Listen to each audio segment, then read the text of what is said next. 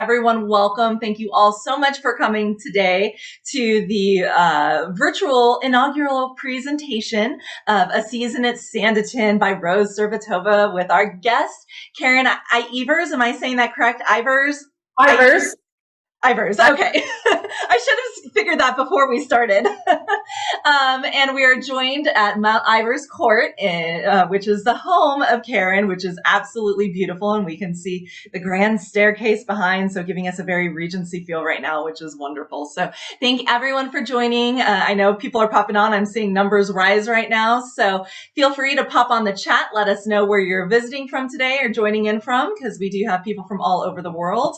Thank you for those of you who are up extremely late if you're further over in more Eastern Europe, because I know there's a couple. So thank you for being here really late for those of you who are. So, well, my name is Emily Smith, and I'm the regional coordinator of JASNA Greater Phoenix. And we are so honored that Rose reached out and asked us to help her with her first presentation of A Season at Sanditon, which just went live yesterday. Correct, Rose? On Kindle? Yes. So I'm hoping some of you got it. But there was a lot of technical issues at the very last minute. But sometimes I think this is so that you'll delight in it more when it gets up there. So yeah, I'm thrilled it is. It went up live yesterday. So yes, so we're so excited. So real quick, just to let everybody know who Rose and Karen are, I'm just gonna read out their bios for everyone. So we'll start with Rose. So Rose Servitova is an award-winning Irish author. Her novel, The Watsons, a completion of Jane Austen's unfinished work, won bronze at the International SPR Book Awards in 2019 and was a finalist in the Screencraft Cinematic Book Competition of 2022. Her debut novel, The Longbourn Letters, the correspondence between Mr. Collins and Mr. Bennet, described as laugh-out-loud hilarious, received international acclaim on publication. Now Rose has completed Austen's other unfinished manuscript in her work, A Season at Sanditon, and this is what the Jane Austen Regency world has to say about it. An unerring feel for Austenian dialogue and observation allows Rose Servitova to create a thoroughly finished novel from Jane Austen's fragments. So Rose makes author appearances at home and abroad, and past events include the Jane Austen Festival in Bath, where I met Rose, and Chawton House. Rose continues to write both historical fiction and essays and lives with her husband, 2 children, and a fluffy cat in rural Ireland. So welcome, Rose. Thank you so much for inviting us all out today. And of course, we have Karen with us as well. So Karen, I'm going to pull up your bio quick. Karen Ievers is originally from the United States and studied at the University of Michigan in Ann Arbor. Her interest in Irish history began when she married her husband, Norman, in 2011 and began organizing the Ievers family archives. Karen, Norman, and their children are the owners of a historic house built in the 1730s, which you all see behind you, that has been in the same family for almost 3 centuries. In her spare time, Karen is a collector of 19th century books and other antique collectibles. In 2018, Karen purchased a 19th century photo album on eBay containing photographs of Jane Austen's nieces and nephews, which made the news across the globe.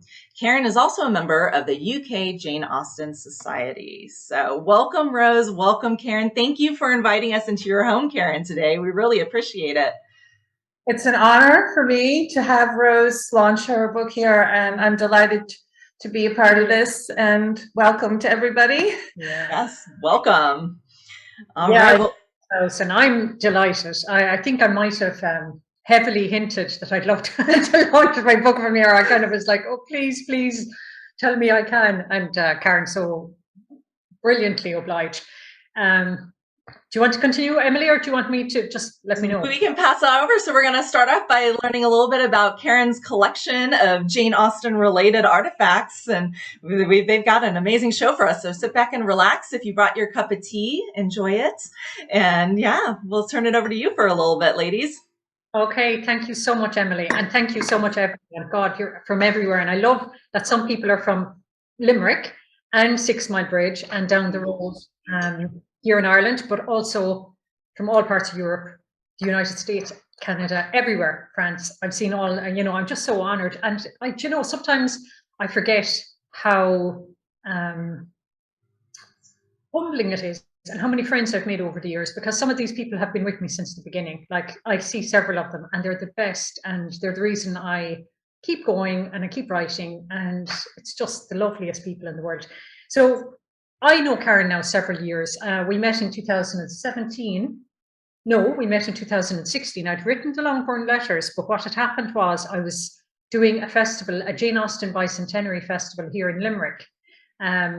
Because there's so many connections between the Georgian era and Limerick, where I'm from, where I live. And I just couldn't get over the amount of connections. And I said, God, it's 200 years now. And if I don't do it now, it'll never happen. And I just put up a Facebook page and decided to start organizing events, because in my other role, it's as kind of a creative, like events manager type thing.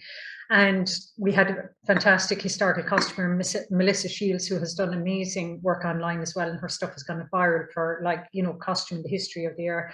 We had, Whit Stillman over for a presentation of his movie, Love and Friendship. And we had just loads of amazing stuff happen. But one of the things is obviously that Tom Lefroy was born in Limerick. I actually walk past the site of his birth every day on my way to work in that. But amongst all that, Karen reached out to me and she said, I'm living in Six Mile Bridge and, live in an old house, or however you put it. And like, I just looked at it and I was like, it's not any old little house. And it's so from the era, and had reached out that if I wanted to have like an afternoon tea event or anything, any way, shape or form, she was interested in the era, kind of the whole era, but also the literary side of things, and especially Irish history. And we had people speak at our events as well, let's say descendants of Tom Lefroy and all that. So we had loads of beautiful events, and Karen got tied up in the whole thing, and I met with her then. But also that a lot of Irish history, but also Irish literary history, and particularly women writers with connections to Ireland. I found out that Karen had a huge interest in all that. And she was a bit of a detective, I think, online, Karen, because like you mentioned, the eBay album, like who would have noticed? I'm on eBay all the time, and I'm always hoping that someone will not know. They'll just, post a photo and I'll recognize Jane Austen's handwriting. It'll be one of her last letters or something, but it's never happens like that.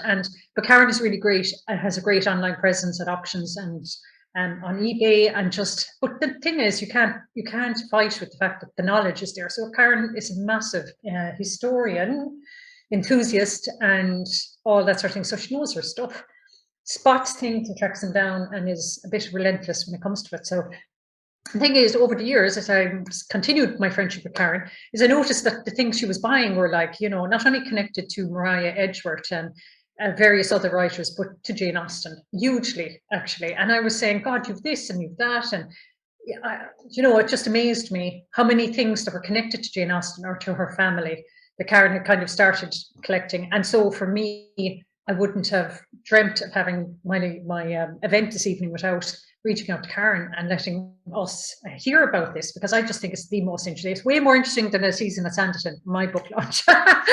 So what I'm going to do is, Emily is going to kindly put up the pictures and stuff like that, and myself and I'll be just talking to Karen, or I'll be just saying to actually the whole group a little bit about particular individuals that a lot of us, some people know about and some people don't know about at all.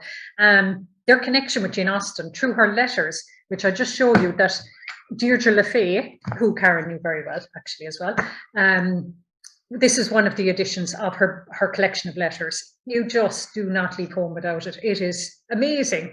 There was so much about Jane Austen's personality that you can read about in these letters, because obviously she wasn't expecting anyone to be publishing them, but to give an insight to her observation, to her humor, to how the family connected with her, and the bond in her family. It was so strong. And it's just fabulous. So I use that, and what I'll basically do is give a background of the individual, read a bit from the letter, and then Karen will show us what she has or whatever connected to that person. So you can throw up the picture anytime you want, Emily. I'm going to talk first. Jane Austen's uncle, James Lee Perrott. Now I'm calling it Perrott. It could be Perrault. Correct me if anyone knows, because it's very French sounding, and I know they weren't very fond of the French at the time, so I'm going to say Perrott. So Uncle James Lee Perrott, right, was a lovely, like, in fairness, when you read the letters, you see that, I mean, I think we all have an uncle like Uncle James. They're fond of each other. There's, do you know, I'm going to keep calling Jane Austen Karen Ievers. But Jane and her sister Cassandra and their mum would often visit their uncle and stay with him in Bath, and also in his country estate at Scarlett's. And the thing is that he was very affectionate and very fond of them. And he and his wife had a crisis at one stage to do with kleptomania, which is a whole evening of talk on its own. But some people had said, some scholars have said that the character of Catherine Lady de Burgh might have been loosely based on his wife, who he adored. Her name was Jane as well, Jane Lee Parrott. But he was Uncle James, and he was a lovely man, very fond of her, very fond of the family, very fond of her brothers, particularly those that are in the Navy. And he had inherited his estate and his great wealth from a family member, an uncle, I think, or a granduncle, who had no children. And likewise, he and his wife had no children. So I'll be discussing it more later, they had Jane, his wife, was godmother to, oh yeah, that's brilliant. Jane was godmother to Jane Austen's brother Francis, the guy in the Navy, who we'll be talking about later. So he was supposed to inherit after Uncle James passed away and his wife Jane passed away, but it didn't go that way, and we could talk about it in a little while. But she does speak of him affectionately, but he did have to go to Bath because Uncle James had a bit of gout, like most gentlemen seemed to have at the time. And so he regular trips they stayed at Paragon Buildings and Pulnetty Street, I can't pronounce it, but they ended up buying there anyway, but they had their country estate in Scarlets. And they had no children, but likewise, he was gout. And actually, Jane Austen mentions the flannel coat, and when I read that in her letters, I was thinking, I wondered did that inspire Colonel Brandon and his flannel waistcoat, and how Marianne kind of took the mick that, he was only an old man, really, past marriage age, because, he's complaining of the gout, kind of, the idea of the flannel waistcoat. And, but anyway, he had great interest, and his nephew's naval careers. And he walked about with Jane Austen looking at houses. When Jane and the family decided to come to Bath to live, he would be the Uncle James, just like you and I. We would go maybe to look for student accommodation somewhere. Well, he went off with his niece, checking out the buildings, seeing if they were suitable and all that sort of thing. So it was lovely. So I'll just read out a few excerpts from the letter. So my uncle overwalked himself at first and now can only travel in a sedan chair. We all drank tea in Paragon. My uncle is still in his flannels, but is getting better again. And then she said, I had not been 2 minutes in the dining room before Uncle questioned me with all his customary eager interest about Frank and Charles, their views and intentions. I love that idea. It's very cozy, the idea of, Uncle sitting back. And they're also fond of each other. Like it's all about fond meetings and going around taking tea with other neighbours and things like that. But it's this idea of like always showing an interest in the family. How are the boys getting on? All that sort of thing. And as I say, then that she went walking around. That's making reference to it here. When my uncle went to take his second glass of water, this is in Bath, because obviously he was taking the glass of water for health reasons. I walked with him, and in our morning circuit, we looked at 2 houses in Green Park Buildings, one of which pleased me very well. We walked all over it. And then she goes on to describe it and ends that the only doubt about it is the dampness of the offices, of which there were symptoms. So the dampness of that building, and it was actually eventually the buildings that Jane Austen's father, George, died in, and they did say that the dampness brought on some kind of fever and some kind of illness he had. So the thing is, Uncle James' library at Bath and Scarlets, so he's a wealthy gentleman, and Jane Austen wouldn't have had a library of her own. So she would have used the circulating library. We know she subscribed to circulating libraries, and also that she would have used her brother Edward's in Godmersham and in Chawton. So she would have used her Uncle James's library as well. Apparently she was often found in the library when she was staying at, visiting people. So in Bath and Scarlet. So what I love is that Matthew Prior's poetry is alluded to in both Persuasion and Northanger Abbey. So Matthew Prior's poetry was very popular at the time, and Jane Austen would have got to know it, and she mentions it in both Persuasion and Northanger Abbey. So it's quite a thing. And here is Uncle James's personal copy of Prior's poems. And And I'm confident, I'm going to touch it, I'm confident Jane Austen read from this very copy, because it would have been in Uncle James's library, and she and her mother and sister went to stay with him for long periods of time, for many years. So there's his plate. I don't know, can you see it? Let me stop sharing this so we can see you guys closer. There we go. This one here, and it says James Lee Parrott here on the very bottom, and that's his coat of arms. And you would have seen it in the other picture anyway, because it was a close-up. So this is the actual copy of Prior. And as we know, Jane Austen liked Cooper, or Cowper, I pronounce it, but I think it's pronounced Cooper. And this is the copy. So Karen, tell us, where did you get this copy? Can you even remember where you got it? I got it from a UK auction when we moved back here in 2020. We were living abroad and moved back, and I had a lot of free time during the lockdowns to look for items on online auctions, and this was purchased from a UK auctioneer. And what's interesting is that Richard Brinsley Sheridan's bookplate is on the other volume here, and he, of course, was an Irish author, playwright, satirist. And it says on the first volume here that Sheridan's bookplate formerly covered James Lee Perrot's. Yeah. So I'm not sure. I think Sheridan died in 1816 and Perrot died in 1817. So it could have been passed on to one of his Sheridan's sons, and maybe he covered up Perrot's bookplate. I don't know what the connection between them really is, but well, I did I had a quick look at this what's his name again, Richard Brinsley Sheridan, the Irish playwright, and that an awful womanizer. So he had amongst his lovers Georgina, the Duchess of Devonshire, wasn't it, and several others, and he was notorious. Like he had a very bad reputation, got a lot of women into trouble, and their reputations ruined. So that gentleman also owned these copies at one stage, but we like to think that when Jane Austen handled them, they were full of purity and goodness and that. Absolutely. So look, I'm going to keep going, because I know if I go at this pace, we'll be here for 16 years. So the next one I'm going to move on to is The Loiterer. And a lot of you would know that it was a humorous periodical by James and Henry Austen. James was the eldest Austen. And okay. Oh yeah, no, we'll get it now in a second. James, the next thing. Sorry, yeah. Apparently I have to do it from a different one. Sorry. Not hassle at all. So James was the eldest, Jane Austen's eldest brother, James, and he was quite creative. And actually, he's down there in the bottom right.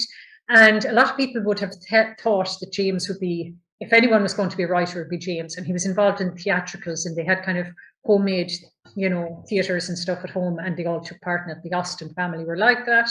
And Henry, who seemed very charming and very outgoing as well, and quite a character. They both were undergraduates at Oxford, and basically while they were there, they were banging out a humorous periodical, quite satirical, quite of the time, that was sold in London and in Oxford at the time. So some biographers suggest that Jane Austen wrote one of the letters published in The Loiterer, and I think it was volume 9. The letter expressed an objection to the lack of female perspective in the articles published in the weekly periodical. It is signed Sophia Sentiment. So I'll read out a little bit of what Sophia Sentiment, and if you know Austen at all, you will say that this is very Austen-esque tone, and it's full of mockery, and it's very like Northanger Abbey when she's kind of saying about, women falling and fainting, and those overly sentimental novels that we know that some of her heroes and heroines used to read. So this is Sophie Sentiment. Let us hear no more of your Oxford journals, your homilies and cockney, but send them about their business and get a new set of correspondence from among the young of both sexes, but particularly ours.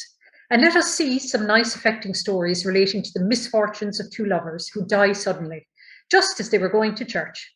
Let the lover be killed in a duel or lost at sea, or you may make him shoot himself, just as you please. And as for his mistress, she will of course go mad. Or if you will, you may kill the lady and let the lover go mad. Only remember, whatever you do, that your hero and heroine must possess a great deal of feeling and have very pretty names. And it's very sarcastic, very funny. So this issue, volume 9, with Jane Austen's assumed letter, was the only one made available in Hampshire. That was another, an expert said, so where the Austen family lived, whereas all the other issues were only available in London and Oxford. So it was like, you know, the idea that you'd circulate it maybe in your local shops and stuff because people would know about it. So this might also point to it being Jane Austen's work. And this is a copy of The Loiterer from the time. All right, let me.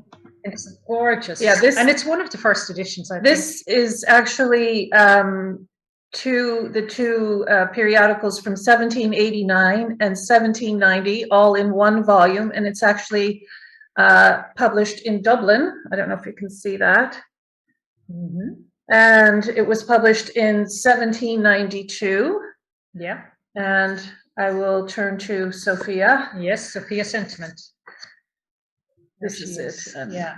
Can you turn the page for me? Can. This is what I didn't work out. Here we have oh yeah, Sophia's Sentiment. Yeah. And it is special because I can only imagine, like, as an author myself, the first time I wrote something, and I think it was a funny little essay I wrote, and it was put in the Irish Times, and it was about my father doing something out the back in all these sheds he built. And like, we lived like 10 of us in a small cottage, and yet he had like the Taj Mahal of sheds outside. You know, he had all this sheds, the outdoors was everything to him.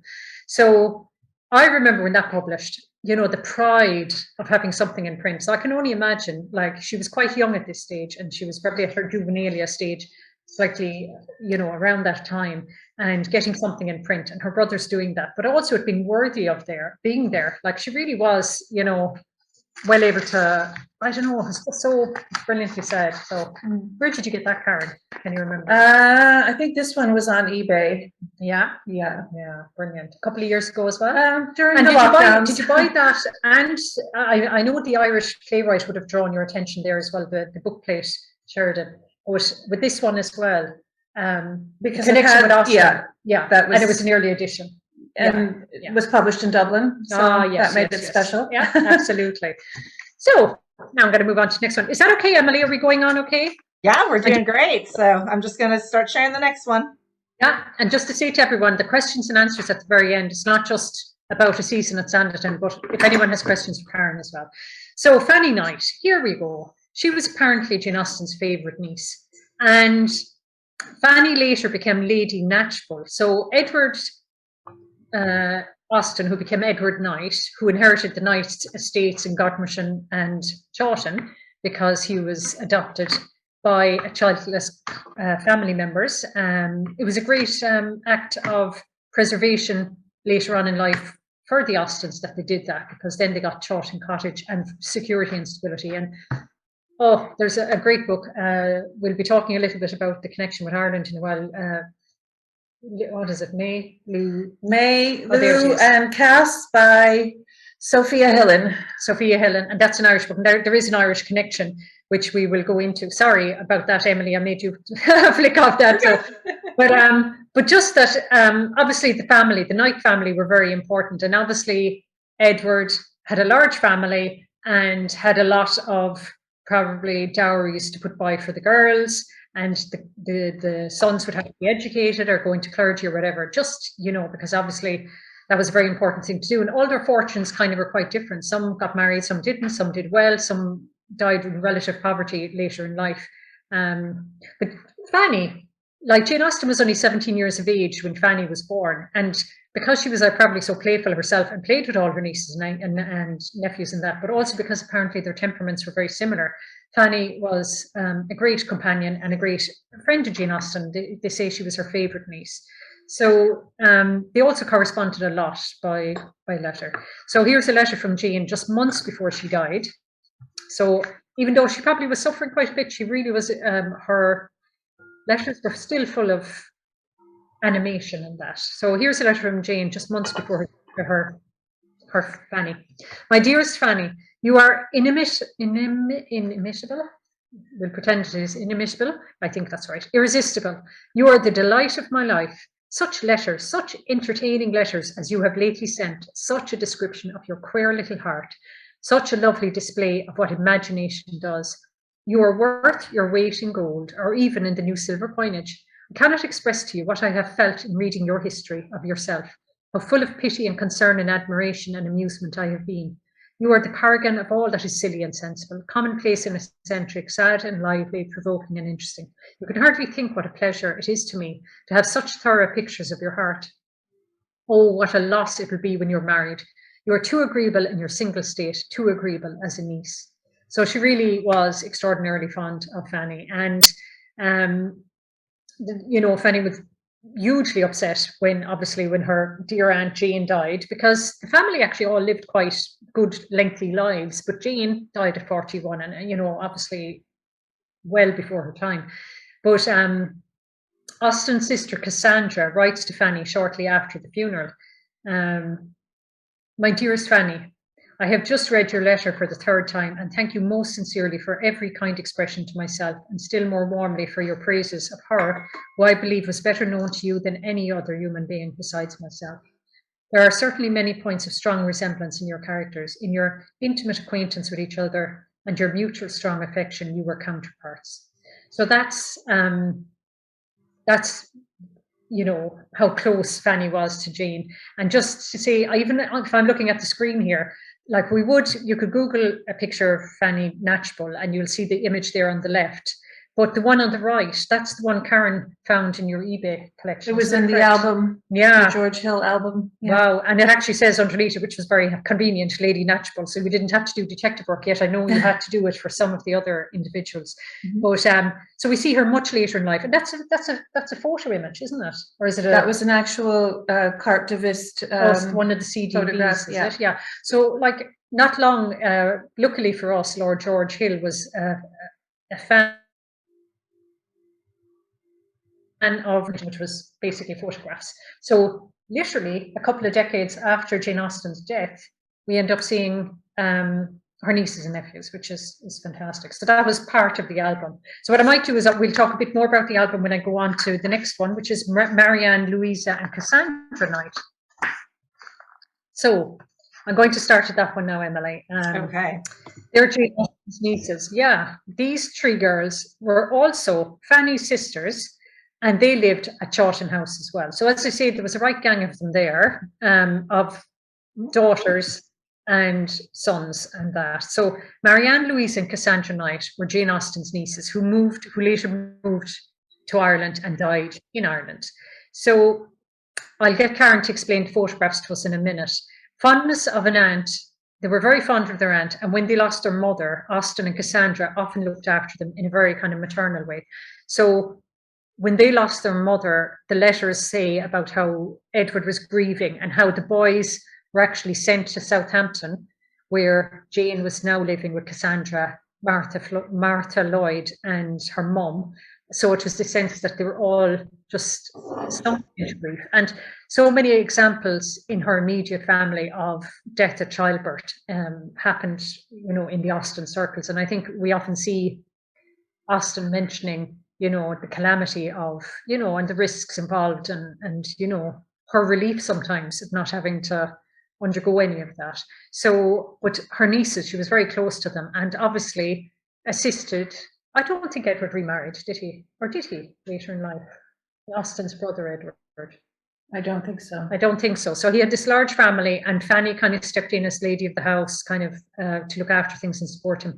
And so therefore, obviously, the aunts would have played a kind of a larger role as mother-like figures to them. So some of the letters refer to, let's say, Austen and Cassandra maybe buying clothes for them. They have mention of stays, you know, like the kind of the corsets, taking them to the dentist, which I thought was very funny, and commenting on their appearance and development, which again is another thing, I suppose, you know, when you haven't seen relatives in a while, you might say, oh, they're looking well, or they're a bit shook looking, or, do you know, that sort of thing. So it's very normal family stuff.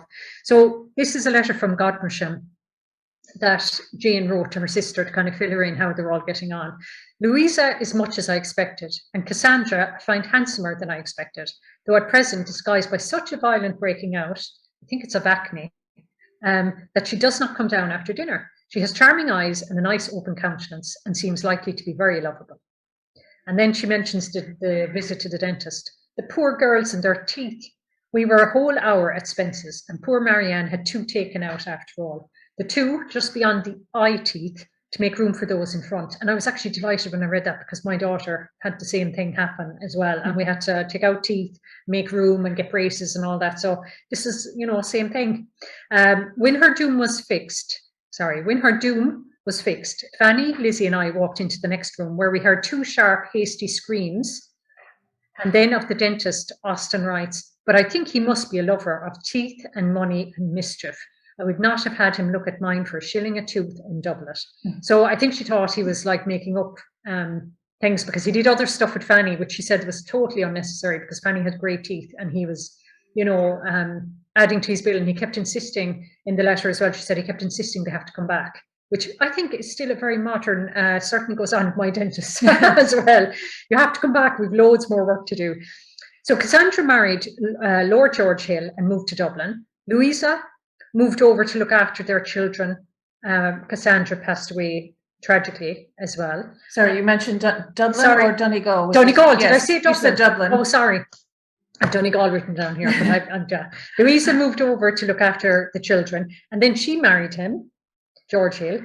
So she married her dead sister's husband, which actually was an illegal thing at the time, and maybe Karen tell us a bit about that. And later in life, the unmarried Marianne, who had been keeping house for her brother at Chawton, moved over to live with Louisa when Louisa was widowed. And, you know, the family continued, but they were in relative poverty, unfortunately, as life went on. It wasn't a good time for them, but, you know, it just showed how dependent women were. And actually that's in the Watsons when I was writing it, their dependence on their brothers and their cousins and uncles and the humours of people. Women were so vulnerable, and they kind of had to stay together. And that's why Martha Lloyd pooled her kind of resources when her father passed away, because they were all relatively poor together and just kind of made do.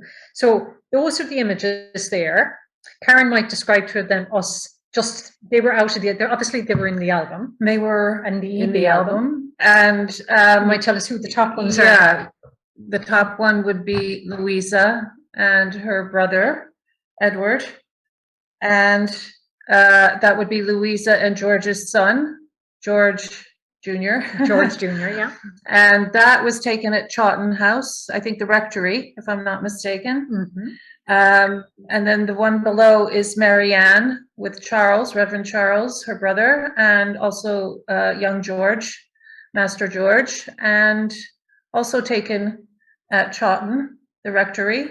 And all of that information would be in the Jane Austen Society's report for 2018. I wrote a joint article with Dr. Sophia Hillen, who is the author of May, Lou and Cass, Jane Austen's Nieces in Ireland. And tell us about this portrait, actually. Oh, the portrait of Cassandra, yeah. I also have her here.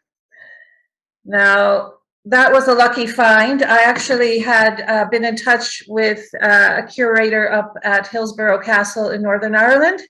And he told me about a portrait of Cassandra that was in existence, and it was part of the Sands collection from is it Ambersley, where Fanny used to live. Mm-hmm. Anyway, I saw a picture of what he showed me, and it was done by the artist William C. Ross. And I just got to thinking maybe there are more portraits in circulation. So I started searching on the internet, and I found Cassandra, another version of Cassandra, in a gallery in France. And I purchased it. It was done by William C. Ross's younger brother, Sir, I think he was not a sir, he was Hugh Ross. So that's just a photograph of it. The original is now with Donegal Archives. I sold the album to Donegal Archives a few years ago, and it's now with them, and it has also been on display at the Donegal Museum in Letterkenny. It's a great spot for it, really, because the connection is really, you know, very much around Donegal, and they have a Donegal, a Letterkenny Literary Festival. I took part with Melissa Shields last year, and Karen has spoken there, Dr. Sophia Hillen has spoken there at various different connections with the Austin thing, and they celebrate it every year. And the true home. So the wonderful thing, and we won't kind of go into it too much, but Sir Lord George Hill, not only with the photography, but he owned a guest house in Donegal, and lots of famous people used to stay there. It's a bit like having a real famous hotel right now in London or something. Well, actually be a bit more obscure than London. It's actually really out of the way, but like in some beautiful site in Gweedore Hotel. I can't say Gweedore properly with the Irish. Yeah. And just that, like, really well-known people, and he would sometimes get them to take get portraits taken of them while they were staying there and sign his guest book and that sort of thing. So it's really cool. So listen, I better move on, or we will be in trouble with some juicy stuff coming. Jane, oh no, that's getting ahead of myself. So another James, and I mentioned James's. I'm going to fly through this one. James Edward Austen Lee. So there's a lot of Jameses, there's a lot of Edwards, lots of names floating around. There's Austins, there's Lee. So James Edward Austen Lee, some of you will know, was the chap who, in his member of Jane Austen. Now, he was 19 years old when Jane Austen passed away, but a bit like Fanny, they had a good relationship. They were good correspondence, and that they wrote quite a lot to each other. And again, like, she was the fond aunt and looking after her, all sorts. So he was the son of her brother James, the only son. So the brother James Austen. James Edward Austen Lee, he added the Lee in order to inherit as well. So there seemed to be an awful lot of that in the family, of inheriting by taking on a name. It does happen, we see it with Frank Turtle, the idea that, you will inherit an estate, and that we also see, I think Willoughby, now he didn't have to change his name or anything like that, but, he had this aunt who disowned him and disinherited him and that. So you're kind of vulnerable a bit. We'll see it with Tom Lefroy in a while as well, something similar. So James Edward Austen Lee is a cousin of the girls we just mentioned. So he's a first cousin, because they were the daughters of Edward, and his brother James was a clergyman. So James's son is this chap here. And he was 19 when Jane Austen died. And of course, based on some of the recollections of what Cassandra said, and recollections of his, getting all the memories kind of together, wrote the memoir of Jane Austen. So now, his mother was Mary Lloyd, who was the sister of Martha Lloyd. Now, Martha was the best friend who lived in Jane Austen's house with them. Their father was a relatively poor clergyman, but similar to George Austen, who, when he passed away, kind of all, as I say, pooled the resources. But Mary Lloyd had married James. And what was said of Mary Lloyd, and a bit unkind, but it seems to always come up, is about the fact herself and Martha had smallpox and were quite scarred from it. And it was a very real problem back then, and it was quite, something. But so Mary was his mother, and he was attended the funeral at Westminster. So very few people, obviously. Jane didn't die at Chawton, she didn't die in Bath. She died at Westminster because they were seeking medical treatment for her, hoping they could find a cure. But unfortunately, they didn't. And she's buried now in Westminster Cathedral. But back then, only men could attend the funeral. So poor Cassandra and Mary, his mother, who was with her when she passed away as well, they remained in Westminster, while the men in the family who went to the funeral, and obviously James was one of them. So he went on, so I'll mention this again. So he was the one who inherited James Austen Lee's estate. Or no, sorry, James Austen, no, I have them mixed up anyway. James Lee Perrott, he was the one that ended up inheriting from him, because instead of Francis Austen. And Francis Austen, if you remember, I said earlier, Frank, the guy, Jane Austen's brother, was in the Navy. He was meant to inherit it, but I'll talk about that in a little while. So here's a letter from Jane Austen to her nephew James, and I'm just going to read this out. And my dear Edward, they used to call him James Edward, many thanks. Thanks for every line. And then she mentions of the weather. It is really too bad, and has been too bad for a long time, much worse than anybody can bear. And I begin to think it will never be fine again. This is a finesse of mine, for I have often observed that if one writes about the weather, it is generally completely changed before the letter is read. I am glad you recollected to mention your being at home. My heart began to sink within me when I had got so far through your letter without it being mentioned. We saw a countless number of post-chassis full of boys pass by yesterday morning, full of future heroes, legislators, fools, and villains. So she just had a lovely, warm, friendly relationship with him and her nephew. So this is a copy of a book owned by James Edward Austen Lee. So where did you get that, Karen? eBay. Yeah, eBay. Yeah, and his bookplate is in it, and thank goodness for bookplates because, yeah, here it is. It obviously belonged and lived in his library, and very ironically, because he inherited Scarlett's, which was, if you remember, the very first chap's estate, Uncle James, who I mentioned earlier. This chap inherited the estate, so that could have also been at the library at Scarlett's at the same time as the other book. Now, And the name of the book is The Old and New Testament, connected to the history of the Jews and neighboring nations from the declension of the kingdoms of Israel and Judah to the time of Christ. And the date on that is 1729. It's written by Humphrey Prideaux, Dean of Norwich. now, there you go. Put that in your pipe and smoke it. So that was a connection, and it's funny because we will be talking about Francis and his fortunes in a while, and just the whole drama inside the family and the whole thing of like class and that. We'll be looking at that in a second. So Francis, I've only two left, Francis and Tom Lefroy. So Jane Austen's brother Francis had a successful career in the Navy, and they had a regular written and playful correspondence. So when Frank's wife Mary had a baby, Austen wrote to Frank this poem: "My dearest Frank, I wish you joy of Mary's safety with a boy, whose birth has given little pain compared with that of Mary Jane. May he grow a blessing prove, and well deserve his parents' love. Endowed with art and nature's good, thy name possessing with thy blood, in him in all his ways may be another Francis William." See? I think that's lovely. You know, when their father died, obviously Frank was away most of the time. It was Jane, and just actually now that I think about it, just to say as well that, oh yeah, when their father died and Mrs. Austen, Jane, Cassandra and Martha Lloyd could not live in Bath any longer, it was Frank who first offered them a home with his wife and family at Southampton. So before they were later offered Chawton Cottage by Austen's other brother, Edward. So Frank, though he was absent a lot of the time, and his wife, I don't know how she was pregnant so often, but she was pregnant because he was away at sea, but she was. And they had a lot of children, but they were staying with her while she was pregnant and while she was having children and stuff like that. And then, as I said, they moved on to Chawton. And when the father died, it was Jane who wrote to him to tell him about his father's death. "My dearest Frank, your affectionate heart will be greatly wounded, and I wish the shock could be lessened by a better preparation of the event has been sudden, and so must the information of it be. We have lost an excellent father. An illness of only 48 hours carried him off yesterday morning between 10 and 11.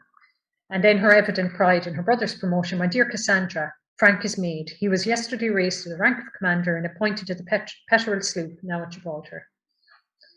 And the business of disinheritance after marrying Martha Lloyd. So Martha Lloyd was about Jane's best friend, but was also about 10 years older than Francis. And he had 10 children. Later in life, he married Martha, the family friend, family confidant, lovely, you know, Martha, who was, you know, always there for them and steady in that. And obviously his brother James had already married Martha's wife, or Martha's sister Mary, but he went on to marry her. And apparently our old friend, the kleptomaniac, though I shouldn't probably say it, and Jane Lee Perrott, she was his godmother, and he was to inherit Scarlett's and all the estates and stuff like that. And she was so infuriated that he married Martha. Apparently, I'm just saying, I'm not an academic, I'm just basing this on what I've read, that because Martha was just a poor, not particularly very, you know, refined and elegant and all this sort of thing, wealthy, certainly not wealthy, daughter of a clergyman, and she couldn't abide the thought of her stepping in as lady of the estate after she passed away. So she was in her 80s and she disinherited Frank, and she paid him a sum of money, which was a nice enough sum of money at the time, £10,000, and basically gave it instead to the other, his nephew, which is James Edward Austen Lee, who we saw earlier on. Okay, so Karen, tell us about what you have. Okay. So just to say, on the photo there, you can see just up close now because it's up on the screen, is what we're going to discuss.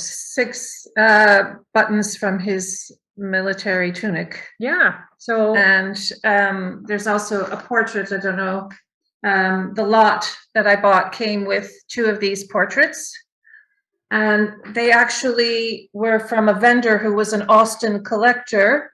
And the Lefroy portrait apparently came from the same vendor, because I asked the auctioneers. But anyway, these buttons, the 6 buttons, here they are. They actually, and the portraits came by direct descent to David Norrie Austin, who died in Chislehurst in March 2010.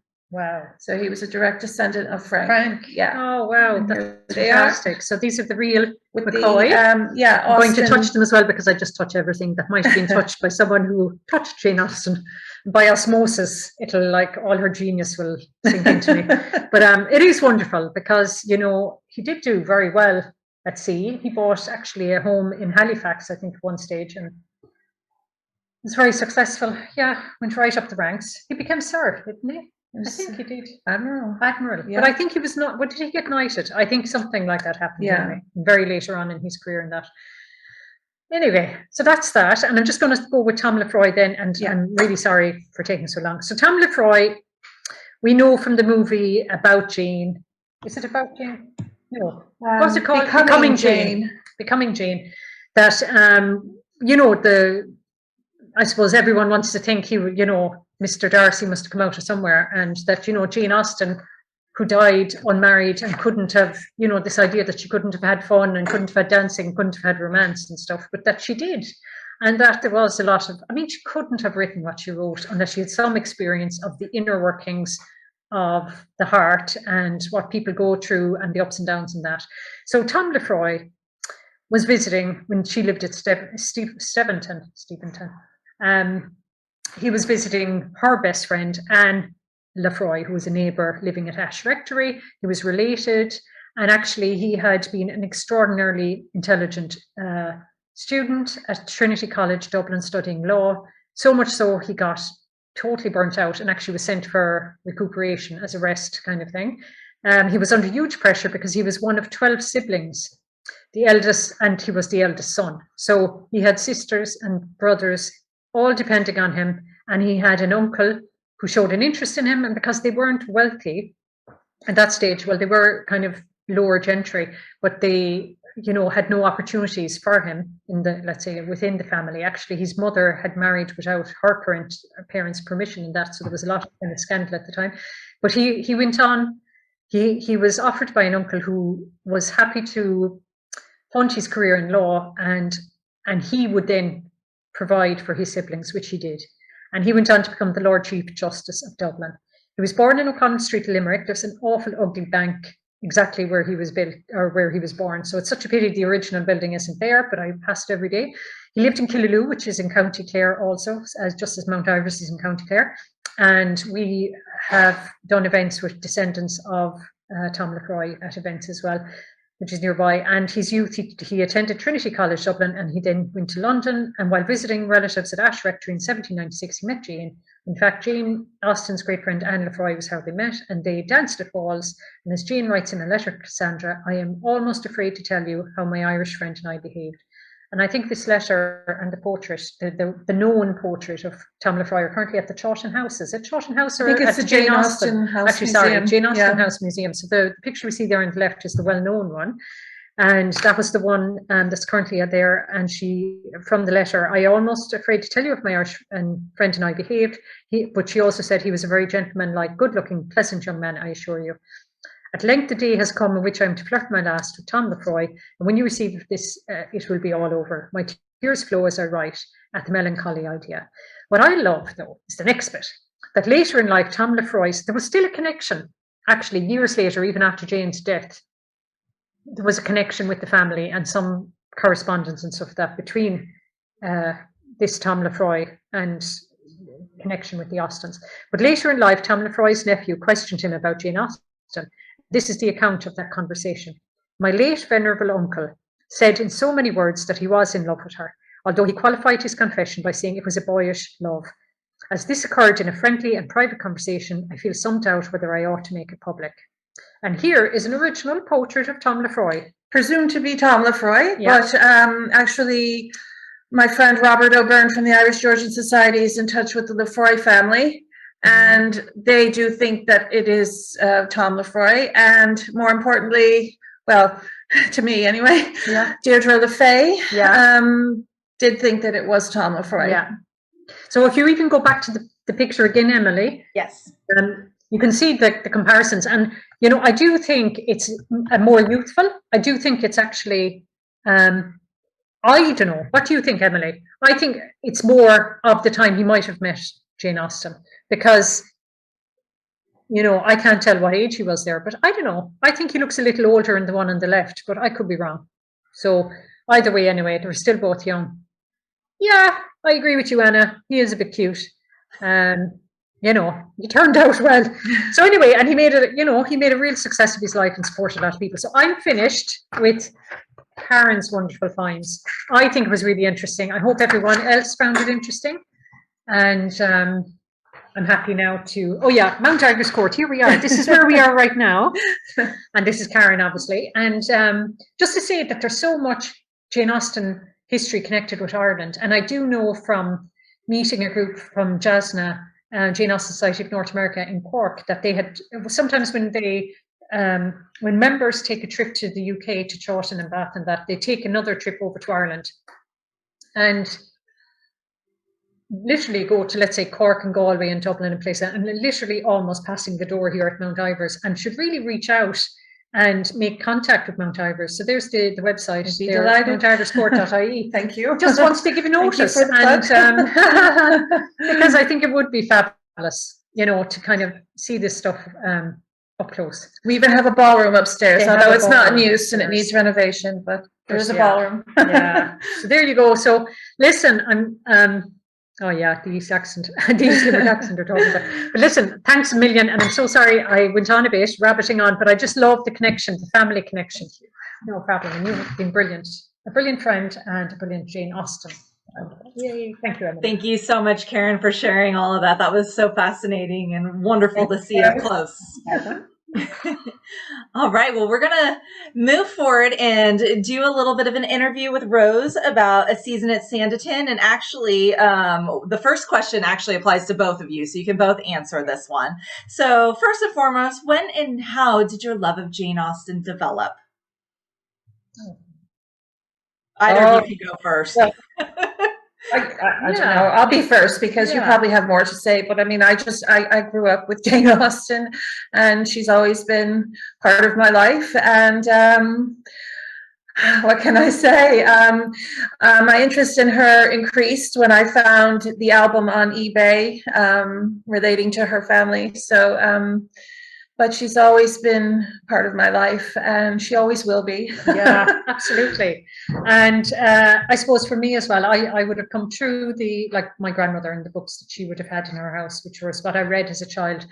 But basically the period dramas probably. And then when I wrote the Longbourn letters, I kind of started doing the research and reading the letters and the background and the biographies and that, and learning so much. So like Karen and the album on eBay, once you kind of unravel something, you have to unravel something else. The next thing you know, you're just, it's, you know, it's forever kind of. Yeah, so I would say that's where it came from. That's wonderful.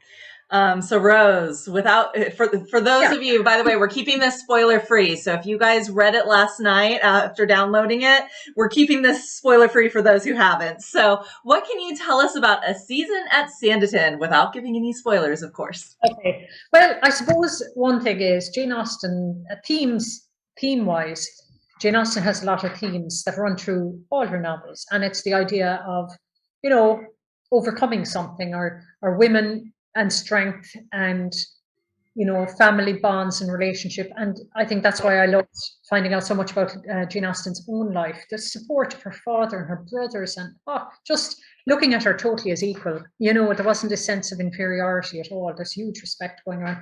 But for me, it was very much like capturing that. And it was, you know, it's basically a continuation of where Jane Austen left off before she died. As I say, it really amazes me that she wrote this only a few months, the fragment she did write, a few months before she died. She was unwell. Her eyes, I know, for the last number of years, have been giving her a lot of pain and grief, and but there was other health issues as well. And I can't believe, because, oh my God, if I have a sore toe, I won't write. Like, you know, I have to be in the humor.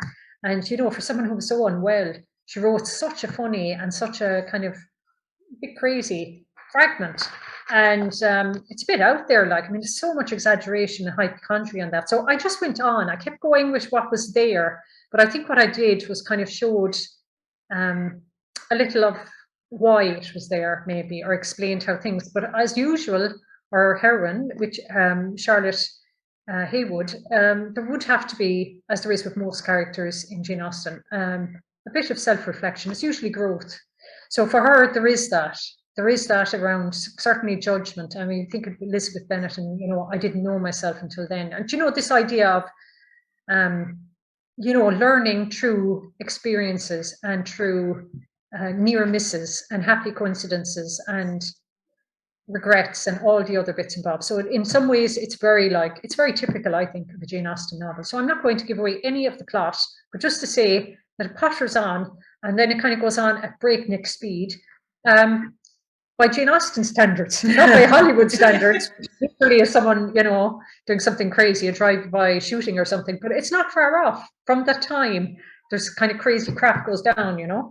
So, but it is, I think it's quite Austen-y in its way. I'll agree. It is quite Austen-y. Rose gave both Karen and I books to read beforehand, so we got the sneak peek. And yes, very Austen-esque. I agree. Yeah. Since Sanditon is one of Jane Austen's unfinished fragments, of course, it's not widely as read as some of her other more popular novels. So why were you attracted to it? What is specifically about Sanditon? Okay.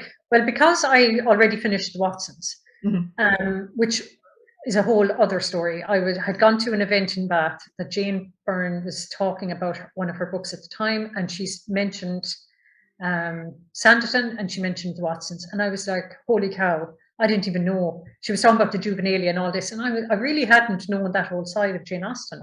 I was very familiar with the 6 novels and all the period dramas, but anyway, I was really, and I know people here have heard this before, I was on the way back, I was really burnt out, and I was really struggling with something that I was writing at the time after the Longbourn Letters. And it was, the only way to fix it was to give the horse dialogue. And I remember thinking, this ain't gonna happen. Like, I mean, the Jane Austen world isn't ready for it. And it's funny, because actually there's a book about Elizabeth Zott, Lessons in Chemistry, that's a bestseller at the moment. And the dog has kind of, I won't say he has dialogue, but he has personality, and he has speech almost, you know. And I think it's great because it shows, you know, intelligence in animals and that, but I was thinking I can't do that. But after that talk that day, I decided to finish the Watsons, and because I finished the Watsons, I didn't read Sanditon, and I only read it after I'd finished the Watsons. And then I said, thank God I hadn't read it first, because had I read Sanditon first, I think I'd have gone with that. It seemed easier than the Watsons. The Watsons seemed tougher to continue. So that was why I picked it up, and I said I'll finish it after I probably vocalized it online. Oh yeah, people said, oh, you did the Watsons, now will you do Sanditon? And I said, oh yeah, I will. And then I was like, oh God, why did I say that? Because, you know, I was like, oh no. But yeah. And then of course ITV, PBS, Sanditon came out, but I know that'll pop up in another question. Did you watch that? Yes, I did. I watched it. We can talk about that. I don't have any fisticuffs here now tonight. We'll get there. Yeah, we'll get there. So I do know Rose actually did a presentation for us back in February, and we were discussing the Longbourn Letters and the Watsons. And during that interview, you seemed to have temporarily set aside working on a season at Sanditon. You were working on another novel set, I believe, in like World War II or 50s era, and I could be wrong. But somehow, during the last 8 months, you completed a season at Sanditon. So what inspired you to pick it back up again? And like, you know, did you just get like a brainwave, an idea, and it just came out, or what happened? Really, that's a great question. No one has ever asked me that. I would tell you, I am very fickle. I am very fickle. And I love that question in a very polite way says you were very fickle. 8 months ago, you had shelved it. How come all of a sudden, you know, did you slap on an ending or what? Well, the thing is, I had it. I was totally disheartened. I had Sanditon up on the out of my sight. I was so sick of it. And, you know, this probably happens with books. You fall in and out of love with them. You struggle with them and all that. But definitely some writers really thrived during the pandemic. The whole life and quietness and just whatever they were flying at. I wasn't flying it at all. I was really struggling. And, you know, I'm a mum of 2 young kids, and I was working, redeployed to the front line in my job, working full time and all that. I just was exhausted and not in a Sanditon frame of mind. Now, that being said, there's a great book about baking back in the time of Austin. Mr. Darcy's Dinner Party or something like that it's called. And there's, geez, I did some beautiful recipes out of that during the pandemic. But generally speaking, I thought I'd never go back to it. And Lynn Henry, I'm not sure if she's here this evening. She'll probably, if she isn't, first of all, hello, Lynn. And if she isn't, she'll probably get the recording afterwards. But Lynn is approaching her 9th decade. She's a lovely, intelligent woman who's a massive fan of Jane Austen. And she and I are friends now because we started emailing each other and that. Lynn told me, get the finger out. She was having none of it. I had bought something online that was a completion of Sanditon that someday might see the light of day. But I was nearly going to say, sure, wouldn't I just let everyone get an ending and use someone else's, not copyright or anything like that, but just let the world have it and just say, this man wrote this, there you go, I'm off the hook, I don't have to finish it, thank God.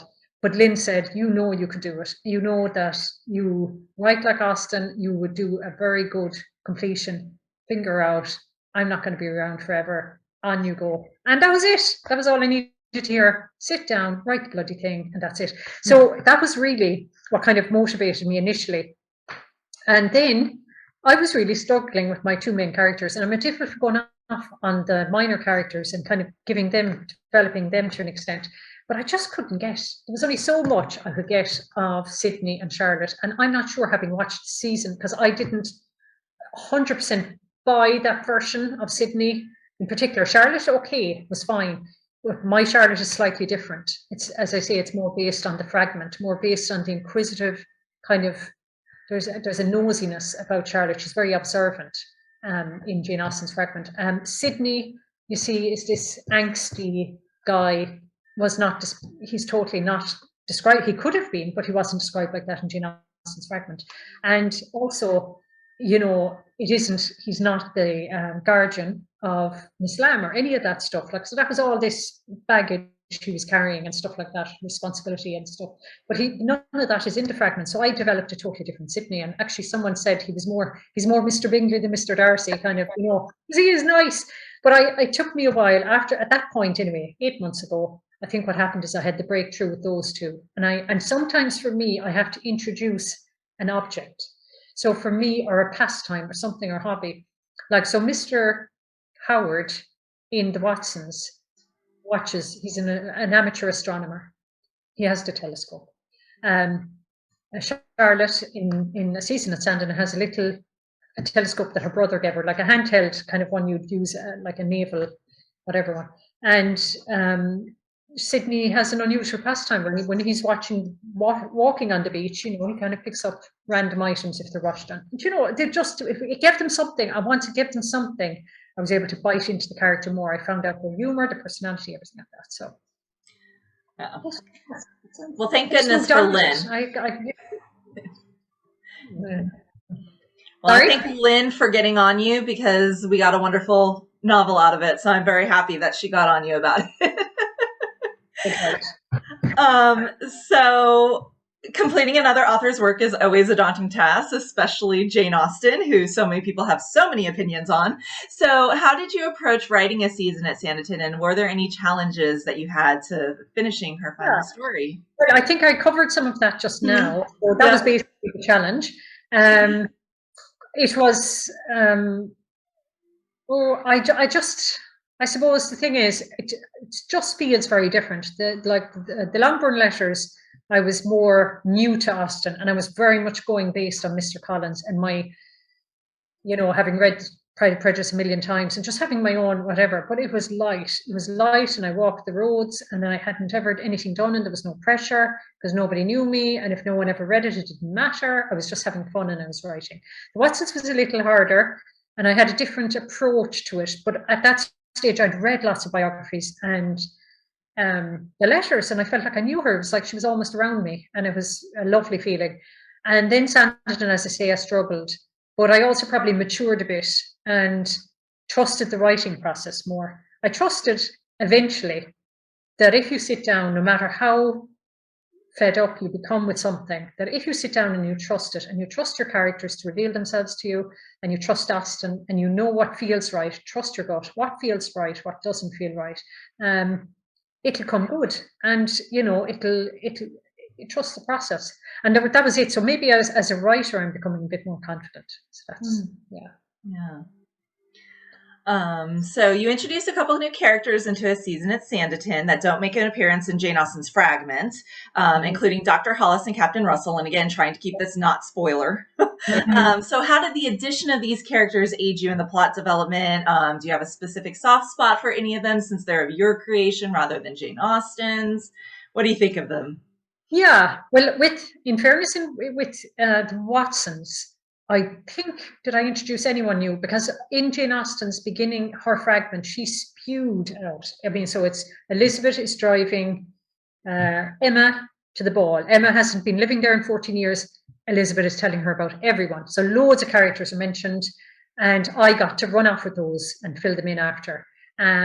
That didn't happen as much with Sanditon, but there was the list, subscription list at the library, and a few names are mentioned there, like Reverend Hanking, who became, for me, a great character.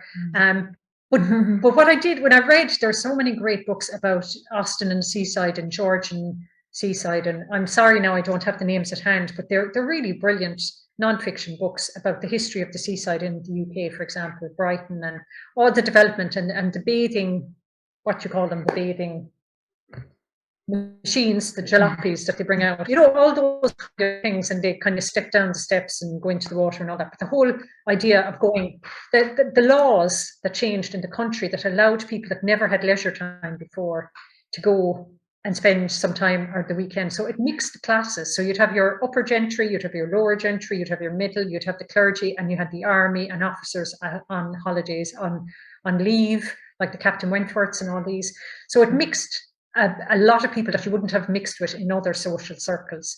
So I liked the idea that there was, even on the list that Jane Austen had, there was kind of a military presence, there was the clergy presence, there was kind of the upper gentry, there was the middle ones, there was and of course, obviously you had mentioned lots of the, you know, the tradespeople who had shops and all this sort of thing. So the idea of everyone mixing together.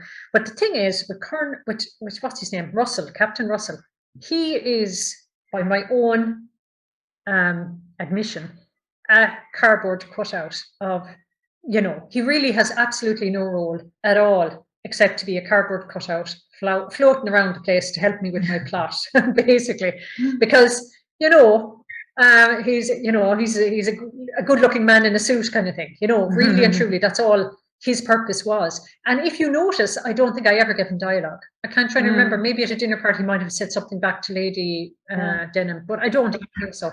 It was the whole point. And Jane Austen, who she gives dialogue to and who she doesn't is very important, because she never, ever, ever killed off a character who she'd given dialogue to. So like Frank Churchill's aunt would die, or someone, you know, and you kind of think, God, you know, she's after killing off. No, she didn't. Not really people who are breathing characters in her books get killed. So Captain Russell is lovely, but he's really just flapping around the place. Dr. Hollis, okay too, he has a purpose. He's a bit more 3D or whatever, but I don't like them particularly more, but because I created them. I would have run with whatever Jane Austen had laid there. And as I say, the Watsons, they were there for me. Lord Osborne, Mr. Howard, all those. Solomon Tomlinson was the only one I created myself, but even the Tomlinsons were mentioned. So it's just, I needed a character like him. So I try and stay as close as I can. So that's it, Emily. Wonderful. I'm excited for you guys to meet them, by the way.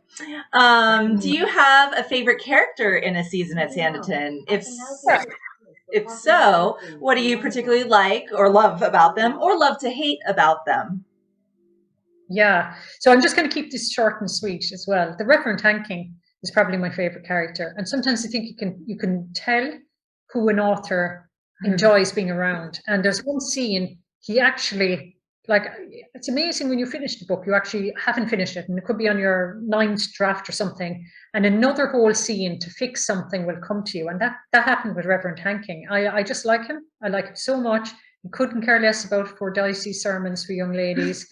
He's a clergyman, but he's very liberal, and I really, really enjoyed him. Like I was actually, funnily enough, if anyone here knows Rumpole of the Bailey, I don't know, did you ever watch that Rumpole of the Bailey? It's from the 70s, I think, or 80s, and it was a UTV, I think, which is like ITV, or it's a UK. It wasn't the BBC, but it's another rival crowd that I think filmed it at the time. And sometimes they do reruns, and I just watched an whole episode, and again, oh my God, he was Reverend Hanking. And actually, after watching that episode, straight away, Reverend Hanking became just brilliant. He just became so interesting, so funny, and he was based loosely on him. Yay! Some people there know Rumpole. Yes. He's brilliant, but like that, irreverent, but wise and fair, and but also can hit the bottle, or he just smokes cigars, but he can be very rude, or he could be very funny, very witty. And I like him very much. So yeah, Reverend Hanking for me is my favorite character. That's wonderful. Yeah, I'm going to watch the old series, or I might ask Santa Claus to get me. Yeah. So which character in a season of Sanditon are you most like? Oh, well, can I say that I'm like, now, the very knowledgeable amongst you who would have read and maybe reread a Sanditon Fragment will know that Jane Austen had a second sister. It wasn't just Diana. But like PBS ITV, I had the second sister cut out anyway, because there was just too many bodily symptoms going on. There was just so much sickness, but she wasn't needed. And I think, I had her cut out in my early fragment anyway, but I saw that Andrew Davies had done likewise, because she was just a mirror image, the second sister. I can't even remember her name now, but I don't know. But does anyone? Anna, thank you. But yeah, so I had to give her the old heap-ho. But like what happened to her, like she had teeth pulled, so I just did that to Arthur instead, because he had everything else done, the leeches and the whole lot. So, but what I was thinking of afterwards, so what I would say is I'm like the 4 Parkers. I have Parker in me. I'm not one character.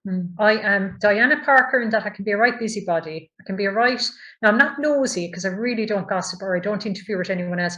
But God, I'm like, I don't know. It's just sometimes I can be too organized, and I can just get involved with my brother and my sister, and just there things in a helpful way, but too helpful sometimes when, I've been told to step away. And I have done that a few times. And so like that, I'm like Diana. I'm like Tom, in the sense I can be a risk taker. I would have definitely several years ago, not now because I've kids and I've a mortgage and everything, but I really would have just thrown caution to the wind and done really stupid things. I kind of took risks and lost money or whatever. Like, so that would be a bit of Tom in me. Sydney, I think probably his sense of humor and just being a bit laid back at times. At least that's good. And that redeeming feature. And then Arthur, yeah, I like my toast with lumps of butter on it. So yeah, that's, I like buttery toast like Arthur. Fond of cocoa as well, hot chocolate and all that. That's who I'm like. Wonderful. All right. So we kind of started talking about the ITV adaptation and everything. So did you read or watch Sanditon, the ITV adaptation of it, or any other authors' takes on the completing of Sanditon before you actually wrote a season at Sanditon? Yeah. And then if so, did that influence your approach? Or if not, how'd you avoid discussion of it? Because it was all over the internet. So it didn't influence your story. Okay, well, it's very controversial anyway, and I just say a disclaimer here now, because I actually think there can be a million versions. I would not be militant at all, and I love refreshing interpretations.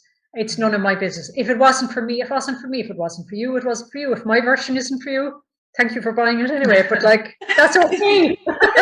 There'll be thousands more versions coming after me, I'm sure. So, I'm going to throw a bit of that to Karen as well. Did you watch the season? I only watched the first episode and then Yeah, you abandoned ship. That was it. Yeah. I think you kind of could tell early enough on. That being said, actually, I thought around episode 6, I was into it, like, that sort of thing. But to be honest with you, I only ever watched season 1.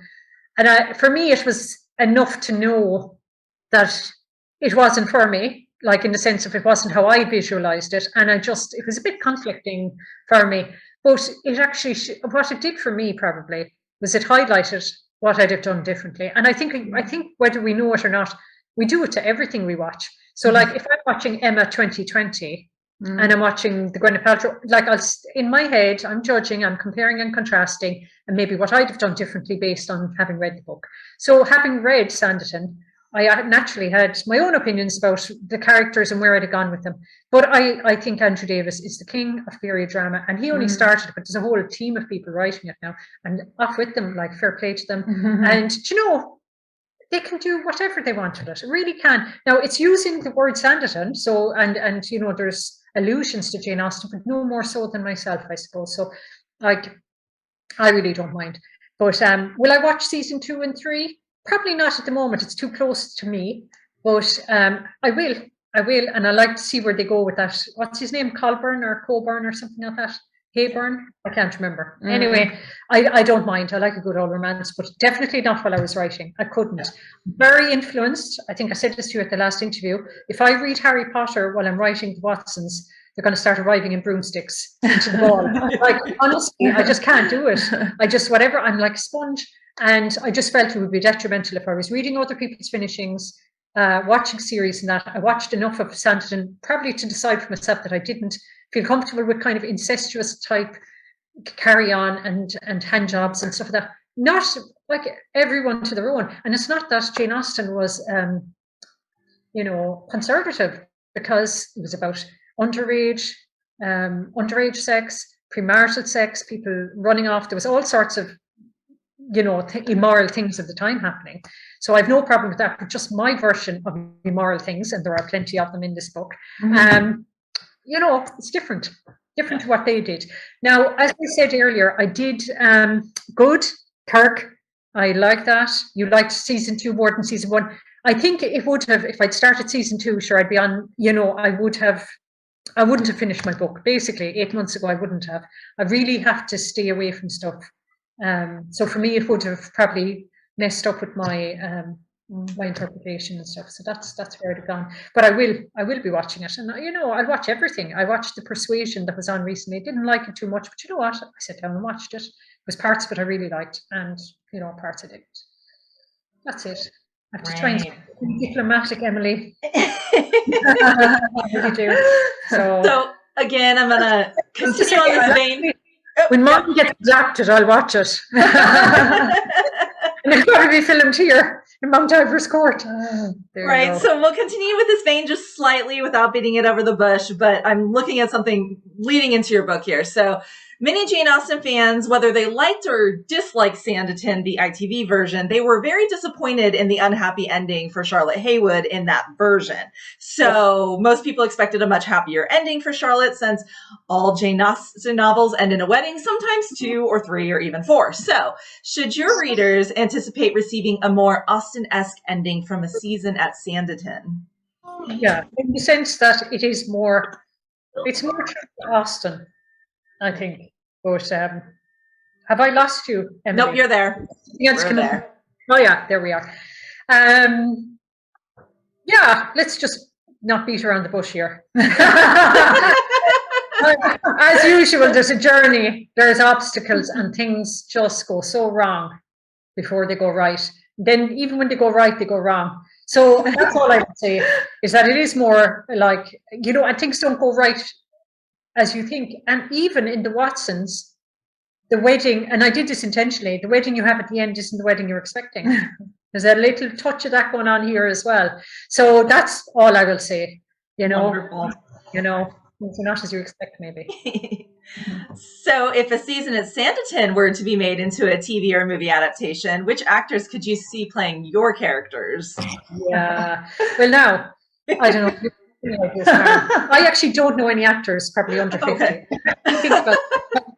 Like 20 years ago, if I ever had, you know, I'd have had certain characters saying, oh my God, you know, this guy would be great, that guy. But actually, they're all like retiring now or something like that. Like these, you know, Austen heroes I have are all, you know, cashing in old age pension or something, because I just don't know many young people. I'd say definitely they're just gone over my head. But I think there are great actors out there. There's a girl actually I follow on Twitter called Jamie Rose Duke, and she was in a Samsung ad recently. That's, you know, and she's brilliant. She's funny, and actually she was the only one that, however I found her on Twitter, we follow each other, whatever. I follow a lot of creative people on Twitter. But I remember thinking, just seeing her, saying, God, she would definitely make a really good one of the Watson girls, or even a Charlotte Haywood. I had in my head she would. She has something about her look that would make her very, very good, I think, as maybe a Charlotte Haywood. Other than her, I would like to see Hugh Laurie. I would have loved to have seen Hugh Laurie as Mr. Watson. I also had Richard E. Grant in my head. Richard E. Grant did a movie here in this very house. Back in 1997, The Serpent's Kiss. It's on YouTube. On YouTube, Richard E. Grant was in this house.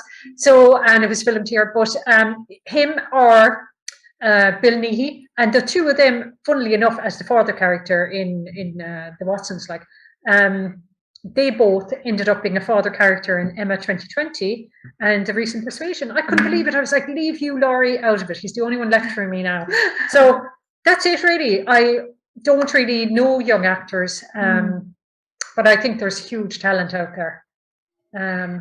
Huge talent. And, you know, yeah, couldn't go wrong. I have a few favourite actors. I don't know if I'd throw them into this now, but, you know, that's it. Yeah. All right. And then I'm sure everyone wants to know, do you have any plans to write any more continuations or completions or Jane Austen offshoots in the future? Yeah, not really. No, to be honest, yes, not really is the answer. Now, I love historical fiction. I'm not sure about Jane Austen, in the sense that, well, there isn't any completions left for me now, unless they uncover somewhere an unknown manuscript somewhere under the floorboards or something at Chawton House or in Chawton Cottage. Not a continuation. And actually, I know this is going to break some people's hearts, but I'm actually not a big fan fiction fan myself. I actually think I'm a bit too true to original things. I'm actually, do you know what I'm like? I'm like, what do they call people who do fake portraits?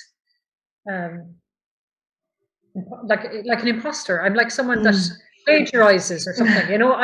I live to be the great pretender. The great pretender, in the sense that I love their style so much. So much. So, for example, Agatha Christie would be one. And Mrs. Gaskell, obviously, Elizabeth Gaskell. Writers, Maud Ellen Montgomery, because I love the Blue Castle. So there's some writers that are just so amazing. I don't want to write anything after reading their books. I just want to be them. And if they have unfinished something, I would be happily pretending on them and finish it off. But I don't know about Jane Austen. I would never say never, because I love her so much. Maybe I'll find characters within my own novels or within hers that I feel deserve a separate story or something like that, you know. But I would always remain in historical fiction. I am just so not contemporary. I want a time machine. I just don't want to be here right now. I want to be back there. But I need to have disturbance if I do. That's how it goes. But I know, Emily, that's the answer to that. Wonderful. All right. And then can you tell us about how people can follow you in your works, your social media, website, newsletters, how they can get a hold of all that information? Yeah, lovely. Well, basically, I have a website, roseservitova.com. So if you know how to spell my name, or if you look at the invite and you see Servitova, it's roseservitova.com. And in that, all the links. So I am on Twitter. I'm on Twitter as Rose Servitova.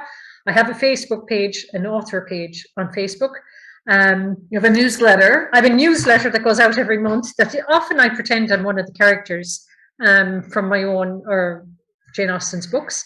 And then I have Instagram as well. So Rose Servitova or roseservitova.com. Now, I did see a question. I know there's quite a lot of comments there, but I did see one pop up about paperback and stuff like that. So there are some bookshops that have currently got signed copies, and the bookshop.ie be an example of one that ships worldwide. But there are some, and you'll see them on I must actually share them or link to them again. But it's also available on Kindle and on Amazon. But it's also going on to Ingram Sparks. My other books are. So Ingram Sparks are great in the sense that it'll be available on the Book Depository. So it might take another few days for it to go up on that. But the Book Depository, It goes into libraries, it goes to retailers and that. Once it goes on Ingram Sparks, it's actually, and again, the Book Depository do international free shipping and stuff like that. I'm just conscious that people are from everywhere and, you know, getting a book sent from Ireland mightn't make sense, but, you know, that's it, really. Yeah. Wonderful. And we will get to Q&A. So if you guys have questions, put them in the chat. We're not ignoring them. We're just saving them till the end. So don't think we're ignoring you right now. Okay. And then finally, what everyone is either patiently or impatiently waiting for, if they're like me, is can you read us a segment of a season at Sanditon so we can have the first sneak peek of everyone? Yeah. Well, I just chose something. It was, okay, so just to give you a little bit of background at this point, Charlotte has been visiting with the Parkers and a few others. She was visiting at Lady Denham, but things had gone wrong when Lady Denham was pushing her nephew on Miss Lamb at a previous social event. Things hadn't gone her way, and she had wanted to see it in a very particular way, and it hadn't happened, and she was a bit cross. So the morning that they had visited her, the Parkers and Charlotte and a few others, she was in very bad form. And what was more, she was kind of in very bad form because it looked like she might have to cough up and put on a dinner herself and actually part with a few bob. So she on that visit, she got quite insulting at Charlotte, you know, kind of saying, look, you're a bit of an upstart, you know, your family aren't really, you know, they're farmers, country farmers, you know, they have 11, I don't know, can't remember now how many children, 12 or 13 children, whatever it is. And, you know, you don't have a lot to recommend yourself. And look here at Esther and look at Clara and their elegance and that they're using their charms and all these other people. And you're just like kind of, you know, mucking about with the kids there at the Parkers and stuff and just telling her that she's a bit, you know, a bit ordinary and was really serious about thinking of marriage and, you know, all this sort of thing. And she did insult her. She said a few things that weren't very nice. So Charlotte was a bit upset and kind of really thought long and hard about it. But she comes down anyway. She's going over to collect Miss Lamb because they were to meet in the afternoon. So I'll take over now. So basically, Sydney is there at the bottom of the stairs waiting for her. So when Charlotte reached the bottom of the stairs, she found Sydney Parker sitting on the bench in the hallway. Oh, I believe your brother has not returned yet, and Mary has taken the children to the rock pool, said Charlotte. I was not looking for them, actually, Miss Haywood, said Sydney, turning the rim of his hat in his hand. I was wondering if I may escort you to the terrace for your meeting with Miss Lamb. Mr. Parker, I shall be well able to make the journey without fainting or bumping into highwaymen. Ah, yes, but we can never be sure. I doubt that I will be of interest to them. As Lady Denham revealed, I have little to tempt them. Well, that is the true reason that I wish to accompany you. Come, let us walk and talk. You are not to listen to her. She was very wrong in what she said. Charlotte grabbed her shawl, and they walked slowly down the hill in the direction of the terrace. Perhaps, but it would not have hurt if there was not some truth in it. It was total nonsense. That old lady is mean-spirited and twists those around her until they become like her too. It is cruel to witness. If you had known Esther Denham as a girl, she was the kindest, sweetest creature. It is only a matter of time before the same becomes of Miss Brereton. Charlotte remained silent. He must have known Esther most intimately once. If anyone could have known Esther Denham as sweet and kind, it must have been Sydney Parker. They arrived at the terrace and found Miss Lamb smiling from the window, arising and apparently getting ready to depart. I will leave you now, Miss Haywood. May I offer you one piece of advice? Charlotte wondered if everyone she met this week was wishing to offer her advice. He continued, if anything, as a result of Lady Denham's words, be more yourself, not less. Charlotte was unsure of his meaning. Be more uncouth?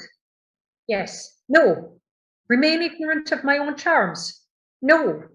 Then I should learn them, and if I do not have any, I must invent them. No. You are acceptable just as you are. You do not need to improve yourself. Acceptable. Adequate. Sufficient. Satisfactory, he added. Sir, please, not another word. Lady Denham's insults have all the appearance of compliments next to your words. Miss Haywood, you are misinterpreting my meaning. Your meaning is very clear, Mr. Parker. Miss Haywood, do not change. Do not change because there are no improvements for you to make. And before Charlotte could look at his features to see whether he was sincere or jesting, Sydney Parker had turned and walked fast in the direction of the sea. The door opened at that moment, and Jemima, greatly overdressed for the occasion, beamed with delight. Shall we, Miss Lamb? asked Charlotte as she linked arms with her friend, and they began their walk to Trafalgar House. Yes, Miss Haywood, I believe we shall. There you go. Thank you. Yeah, you're welcome. Yay, Sydney. Yeah, Sydney is a joke. But anyway, Yes, yeah. he rather is. So, well, before we get into question and answer, do we want to do a quick toast to the launch of a season at Sanditon and give away some books? Yes. Yes. Now, you want to hold on for 1 second because I just need to. Give Okay. the bubbles. Just I have my bubbles ready to go right just here. have to show you something first. Now, tell me, can you see the cake? Am I pointing at the cake? Yes, you're pointing at it. Try to be a little steadier with the camera. There we I have a go. shaky hand. No, Look at how beautiful. Isn't it beautiful with Jane Austen on it? All beautifully made. And there's the champagne. Woo! I'm going to open the beverage now. I'm going to just... Yeah, leave it on you. Yeah, I'll leave it on me. So. Yeah. Do you want me to hold it? Will you just, but do whatever. Can you see her? Yeah. Okay, here she is. I'm going to try and be careful not to destroy the beautiful chandelier. Don't worry about it. You know, it could go flying. So, would you believe I never do this? Like, even if we have like Prosecco or something, my husband always does it. Can't do it, and he does a brilliant thing. So I'm going to do that. Oh, Jesus. Don't break the sash windows. Oh, come on. You need to tell. Oh! You haven't ruined anything. Is that her? Oh my God. No, don't worry about it. Don't worry about it. I'm so sorry. Oh. So my dress as well. Okay, I'm going to cut the cake. That was memorable. That was epic. Just going to cut the cake. That was epic. Oh my God. Where's my phone? I want to get a picture. I want to get a picture. Oh, well, could you bring some towels? My friend Natasha's in the kitchen there. Sorry about that. It's all over my dress. I hope you saw that, but it went everywhere. And I think it's hilarious. No, don't worry about it. Thanks a million. Okay, so do you want to do the competition as well if you want to? Oh shit. Oh no. Don't worry. Forget that. No, just pour it. That's the that'll help you. Karen just wants the bubbles at this point. She just wants the bubbles, so we all just want the bubbles, miss. Oh goodness. Well, if any of you guys have your champagne, feel free to get it ready too. We can all cheers.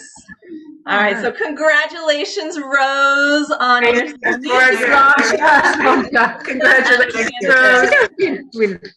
congratulations. Breaking stuff here, right? Oh God, we just dropped something else.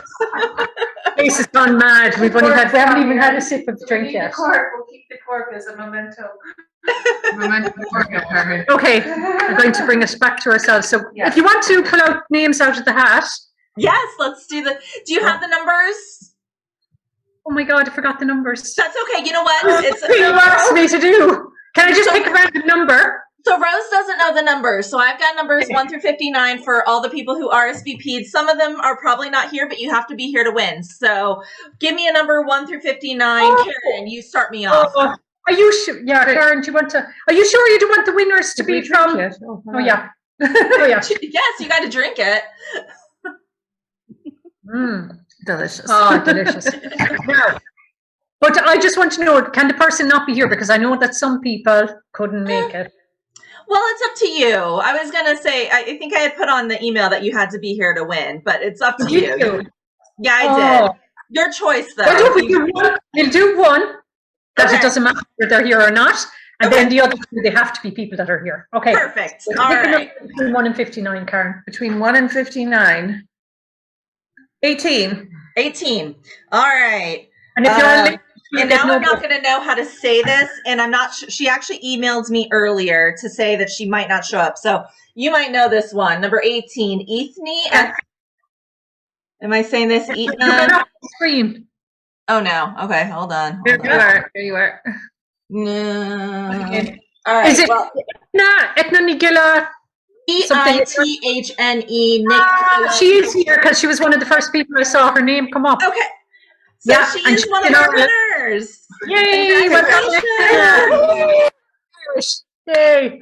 Wonderful. And I'll get you all these numbers. Yay, she's on there. Woohoo! Yay. She just won. Congrats. Excellent. So, all right, what's our next number, Rose? You give me a number. I'll go up higher this time. I'll actually go to number 57. 57 is Marion Westerhold. Is Marion on right now? She emailed me this morning to get the link, so I'm hoping she is. Marion, yeah, send a message if you're there. Is she from America? I'm looking through the thing too to see if she's on here. You can unmute yourself too if you've won. She is on here right now. Yay! And yay, congratulations. Marion. Congratulations. Marion has won. So we've got Marion as well as one of our winners. Okay, and then we need I heard. There it is. Yay, well done, Marianne. All right, Marion, wonderful. Okay, and then one more number between 1 and 59. Okay, now we'll pick one in the middle. Pick one in the middle. 29. 29. Oh, sorry, don't say it. Pick 27 instead. It's my lucky number. Okay, 27. Is Kenza Hitushi on here? Kenza?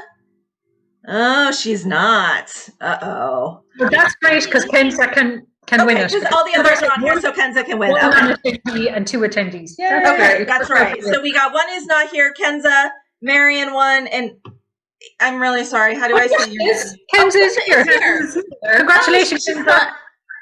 Hi, Kenza. Sorry, it wasn't listed in alphabetical order for some reason. So yay, Kenza is here. Everybody's here. Wonderful. Hey, well done. Well done. Kenza.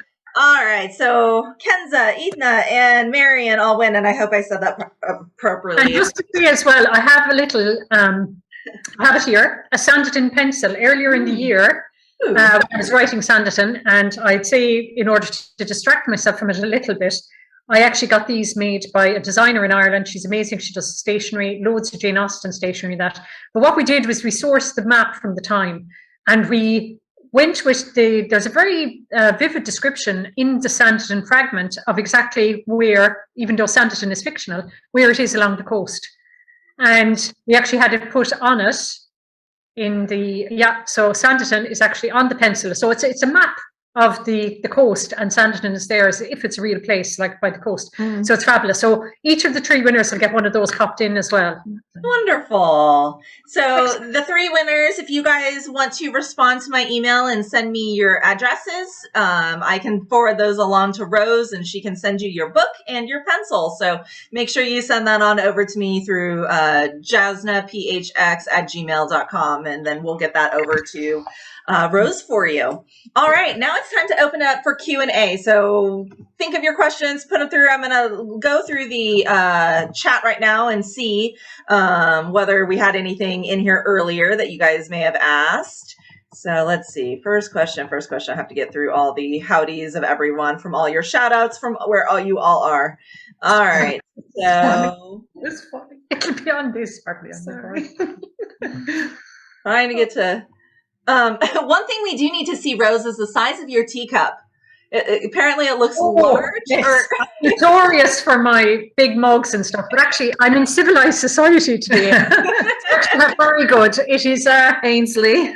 it's Ainsley. Yes. Bone China, isn't it? Ainsley. So I'm very posh today. So I'm in civilized company. Yeah, usually I drink out of a bucket, like a big, massive thing like that. So I'm notorious for being on webinars and stuff with giant mugs. That's wonderful. So we have a question for Karen on here. Karen, what is your secret to all these great finds on eBay? We need to know your secrets. I don't know how to explain it. It's just determination. I'm very determined. And when I put my mind to something, I mean, I trawl, literally, I trawl eBay and the auctions, and I don't give up. And for me, it's kind of a pastime, you know. I have 2 young children, twins, and you know, in the evening times and when when they're at school, that's what I do for my, you know, fun. And I've been very, very lucky. I always say some of it is maybe serendipity. Yeah. But I think Rose was one of the first people that I shared the Lord George Hill album with when I found it on eBay. I was so excited I couldn't keep it to myself. I was coming down the motorway at like 120 miles an hour. I was so excited. But I was one of the first, and we have a great lady. I'm not sure if she's here this evening or not. Eileen Collins from Cork as well, who also was one of Eileen's everything I ever wanted to know about Jane Austen or her career. Eileen knows everything. And she's a great attendee to the Alton Regency Festival and Bath and Chawton and everything like that. So, I just sometimes type in, things, words, and maybe there's an algorithm involved. I don't know, but just things that I'm interested in, I look for, and I'm just very persistent. So I think that's that's paid off. Yeah, and knowledge. I think you're very knowledgeable too. I think self-taught. I'm self-taught.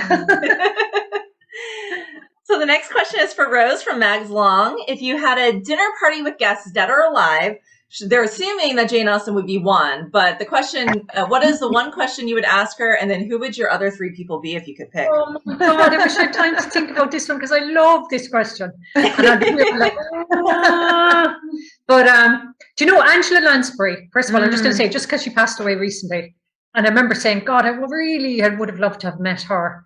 And J.P. Woodhouse, do you know Jeeves and Wooster? Jeeves and Wooster. Right, so P.G. Woodhouse wrote really, really, really funny stories about a real dope of an idiot of a chap, upper class chap called Bertie Wooster, and his manservant, his butler, Jeeves, and they were brilliant. So I would love to meet P.G. Woodhouse. What is the question I would ask Jane Austen? Jane Austen. Where are the missing letters? Yeah, Jane Austen. Right. And would you write a letter to Amazon as well, because they're giving me grief about picking copyright. So something like that. But no, I would. I think she'd be just a howl. I think we'd just be having a laugh. One other person. But I know this is going to sound a bit mad, or strange, and I don't know where it came from, but I would love to meet Marilyn Monroe. Apparently very bright, very smart. We totally really don't know the real Marilyn, and I think I'd really like to have her there. I'd be so jealous of her the whole time. I'd be like, put a bag over your head there, Marilyn, because you'd be just taking from everyone else here. But I actually think that's a great group. Angela Lansbury, myself, P.G. Woodhouse, and Marilyn Monroe. We'd have some great laughs, and Jane Austen, of course. It would be lovely. Yeah, it's a great question. Right. Karen, do you have an answer to that question? No, we won't go there. We'll have to think about that for a while. The next question. So this question is from Anna, for Rose. Between the Watsons and Sanditon, actually, both of you can answer this. Which of the heroes you develop would you like to hang out with more? Would you prefer to hang out with Sydney or Mr. Howard? They feel like brothers now to me. Do you know that kind of... Do you know? You're too nearly with flying, Emily. Honestly, I have written them as heroes, but they're not my heroes. So, I kind of like, Jesus, I'd run off with Reverend Hanking at the state of him. Well, not Solomon Tomlinson, but like Jeepers, I don't know. I just would rather have a laugh, to be honest with you. They're lovely guys, don't get me wrong. I would love my sister to marry them or something, but they're not. Yeah, I don't know. It's really strange. I would have loved Mr. Darcy back in the day, but maybe it's the menopause or something. I just more interested in Mr. Collins or someone who just somebody will make you laugh. And make me laugh. Mr. Bennett and myself.